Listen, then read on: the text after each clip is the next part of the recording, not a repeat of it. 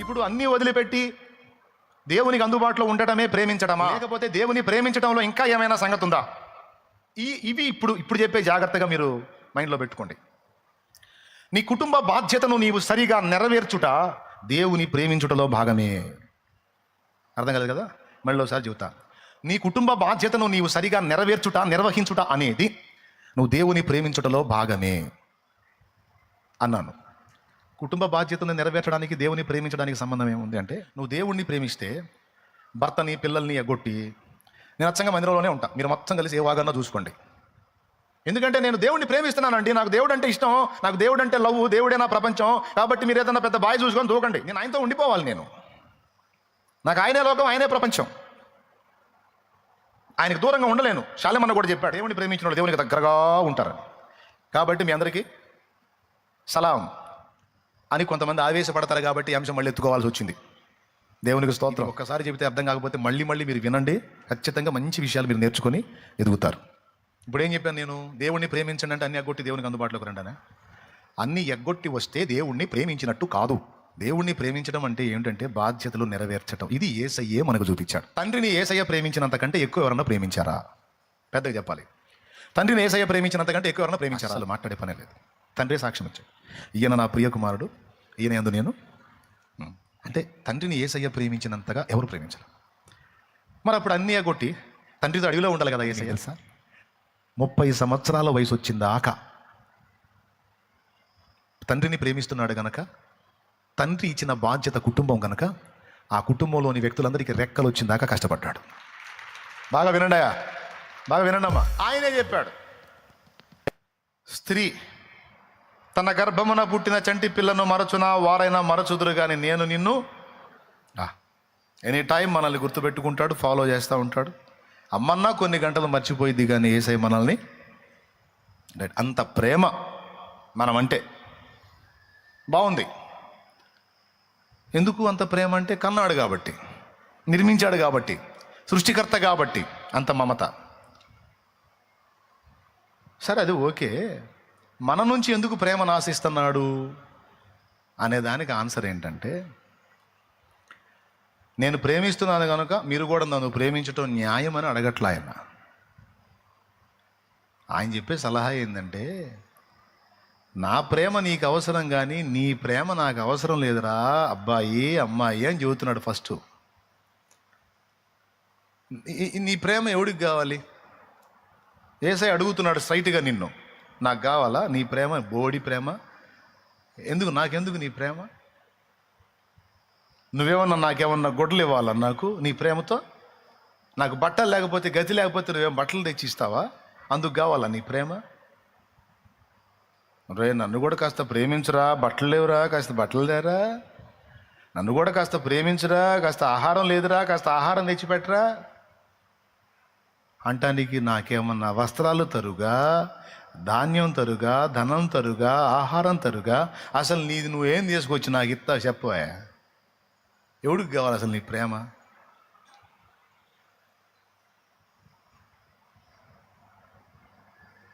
అరచు పిల్ల కాకులకు కూడా ఆహారం పెడుతుంది నేను. నువ్వు తినే తిండి కూడా నేను ఇచ్చింది, నువ్వు కట్టే బట్ట నేను ఇచ్చింది, నువ్వు ఉన్న భూమి నేను స్థాపించింది, నీ పైన ఆకాశం నేను స్థాపించింది. ఏ సీజన్కి ఆ సీజను ఋతువులు మార్చి వర్షాలు పడేటట్టు చేసి, ఎండలు కాసేటట్టు చేసి, చలి వచ్చేటట్టు చేసి, రకరకాల ఋతువుల్ని మార్చి నీకు అన్ని విధాల క్షేమాన్ని కలిగిస్తుంది నేను. నువ్వేమి ఇస్తావు నాకు చెప్పు? ఏం చేస్తావు నువ్వు నాకు? నాకు చొక్కా లేదు, ఒక అంగి కుట్టుకురా. ప్రభా సైజులు చెప్పు ప్రభా, రాసుకో. ఆకాశ మహాకాశాలు పట్టజాలంత బాడీ నాది, కుట్టుకురా. ఏంది? ఆకాశ మహాకాశాలు పట్టజాలంత బాడీ నాది, కుట్టుకురా ఒక అంగి, కుట్టుకురా ఒక అంగి. అయ్యా, ప్రపంచంలో ఉన్న వాళ్ళు అందరూ కలిసి కుట్టినాక సరిపోదు ప్రభా.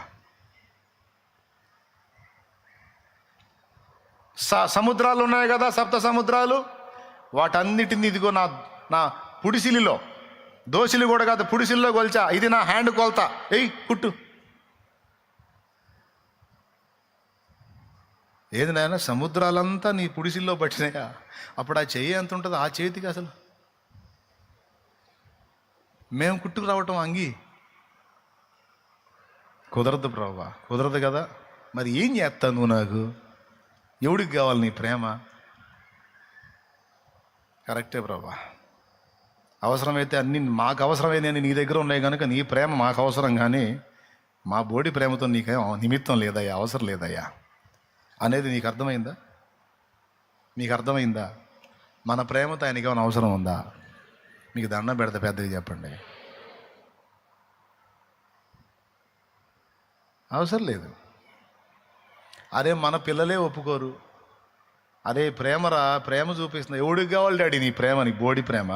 నేను బతకగలను డాడీ, డాడీ నేను బతకగలను, డాడీ నేను బతకగలను, మమ్మీ నేను బతకగలను మమ్మీ. ఎవడికి కావాలి మమ్మీ నీ బోడి ప్రేమ?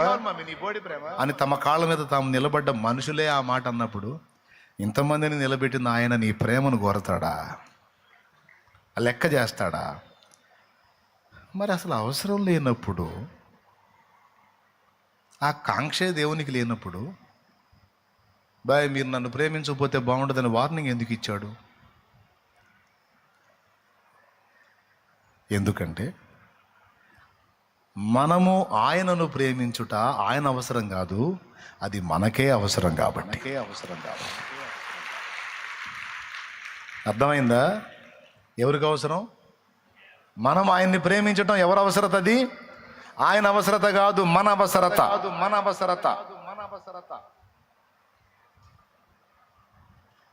ఆయన మనల్ని ప్రేమించటం మన అవసరతే. ఏంది మీరు చెప్పండి? ఆయన మనల్ని ప్రేమించటం మన అవసరతే, మనం ఆయన్ని ప్రేమించటం కూడా మన అవసరతే. ఆయనకేం అవసరం లేదు, మరి మనకు అవసరం. ఎందుకు అవసరం అంటే, మీరు నన్ను ప్రేమించటం వలన మీరు భద్రంగా ఉంటారు. మీరు నన్ను ప్రేమించటం వలన పవిత్రంగా ఉంటారు. మీరు నన్ను ప్రేమించినట్లయితే ఇంద్రియ నిగ్రహాన్ని పొందడానికి కావలసిన శక్తి నా నుండి మీకు వచ్చింది. మీరు నన్ను ప్రేమించి నాకు అందుబాటులో ఉంటే నా నుండి సరఫరా అయ్యేవన్నీ మీరు స్వతంత్రించుకుంటారు. కాబట్టి ఎందుకు నన్ను ప్రేమించమన్నానంటే, నన్ను ఎవరో ప్రేమించేవాళ్ళు లేక కాదు, నన్ను ప్రేమించుట మీకే మేలు గనుక, మీకే క్షేమం గనుక, అది మీకే ప్రయోజనం గనుక. అర్థమైందా? దేవుని మనం ప్రేమించటం అనేది మన అవసరత, దేవుని అవసరత. రైట్. కాబట్టి దేవుణ్ణి మనం ప్రేమించటం వలన మనకు మనమే మేలు చేసుకుంటున్నాం. ఒకవేళ దేవుని మనం ప్రేమించకపోతే మనకు మనమే శాపాన్ని తెచ్చుకుంటున్నాం. ఆ మాట కూడా బైబిల్లో ఉంది. ఎవడైనను ప్రభువుని ప్రేమింపకుంటే వాడు శాపగ్రస్తుడగునుగాక అన్నాడు. చూడు, కొరింథీయులకు రాసినటువంటి మొదటి పత్రిక 16వ అధ్యాయము 22వ వచనం. అది ఎవడైనను ప్రభువుని ప్రేమింపకుంటే వాడు శపింపబడును గాక. అద్దుగో, ప్రభువుని ప్రేమించిన వాడు, ఇప్పుడు ప్రేమించినోడు శాపగ్రస్తుడు అంటే ప్రేమించినోడు ఆశీర్వదించబడిన వాడు. అంటే ప్రభువుని ప్రేమిస్తే, నువ్వు ప్రేమిస్తే ప్రభువుకి వచ్చే లాభమే లేదు, కానీ నీ మీదికి ఆశీర్వాదం వచ్చింది. ప్రభువును నువ్వు ప్రేమిస్తే ప్రభువుకి వచ్చే లాభమేం లేదు, కానీ నీవు ఆస్తికర్తవు అవుతావు. ఎందుకంటే సామెతల్లో ఉంది, నన్ను ప్రేమించు వారిని ఆస్తికర్తలుగా చేతునని. ప్రభువుని నువ్వు ప్రేమిస్తే ఆయనకేం లాభం లేదు, కానీ నీకు లాభం ఉంది. ఏంటో తెలుసా? సమస్తము నీ మేలుగే మారిపోతాయి. ప్రభువుని ప్రేమిస్తే నువ్వు, ఆయనకు వచ్చే లాభం ఏమి లేదు, కానీ నీకే జీవ కిరీటం వచ్చింది. యాకోబు రాసిన పత్రిక 1:12. ప్రభు తన్ను ప్రేమించి వారికి వాగ్దానం చేసిన జీవ కిరీటం పొందను. ప్రేమించిన వాళ్ళు ప్రభువుని ప్రేమిస్తే, ఏమంటే మీకేమన్నా విసుగ్గా ఉందా, లేకపోతే ఇంట్రెస్ట్గా ఉందా? ఏమన్నా ఇబ్బందిగా ఉందా? ప్రార్థన చేసేస్తా, లేదు ఇంట్రెస్ట్గా ఉంటే చెబుతా, ఇబ్బంది ఏం లేదు. నేను అసలు లెక్క చేయను. వెళ్ళిపోదాం అంటే లేచి నిలబడండి, ప్రార్థన చేస్తే వెళ్దాం. కానీ నేను చెప్పేది తీవ్రంగా తీసుకోవాలి. తీసుకోకపోతే చాలా నష్టపోతారు మీరు. ఆదివారం ఏదో కూటానికి వచ్చాను, ప్రసంగం వింటుందానని దరిద్రపు ఆలోచన దానియొద్దు. దేవుడు నాకు ఒక విషయాన్ని నేర్పుతున్నాడని తెలుసుకో. దేవుడు నాకు తెలియని ఒక సంగతిని ఈరోజు నా గ్రహింపులోకి తెస్తున్నాడని మైండ్ దగ్గర పెట్టుకొని విను. టేక్ ఇట్ ఈజీగా తీసుకోవద్దు, జాగ్రత్త.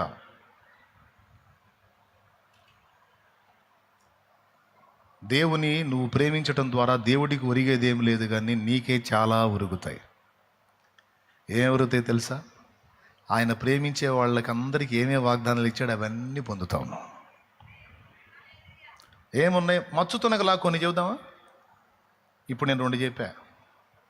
ఇంట్రెస్ట్ ఉంటే పెన్నుతో రాసుకో. యాకోబు రాసిన పత్రిక 1:12, ప్రేమించిన వాడికి జీవ కిరీటం. యోహాను సువార్త 14:15, 14:15 ప్రేమించిన వాడికి ఆజ్ఞలు గైకొనే శక్తి వచ్చింది. 2. మూడవది రోమా పత్రిక 8:28, దేవుణ్ణి ప్రేమించే వాడికి ఏది జరిగినా సరే సమస్తము వచ్చి మేలుకే మారిపోతాయి. కీడులాగున్నాయి కూడా మేలుకే మారిపోతాయి. అదంతే.